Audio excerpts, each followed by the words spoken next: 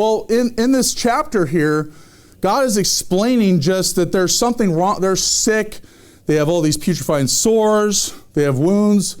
They have bruises. There's something. They're just totally so sick that they're just about to die, basically. And this is kind of how God's describing it.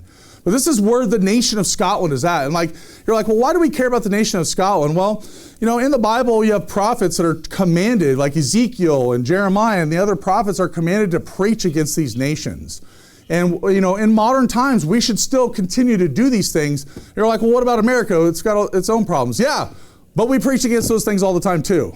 And every once in a while, we need to preach about other nations and how wicked they are, and they need, to be rebuked by the Lord and by the Bible. So I'm going to do that tonight. Now, but I'm going to show you just how sick their government is, how sick their religion is, how sick their people are, and how sick their morals have become in this once great nation. So now let's look at Isaiah 1 verse 22 in our text here. It says, so my first point is their government is sick. So, and what I mean by sick, I'm not talking about the sick like the New Jersey, New York sick, like, oh, that's sick, bro.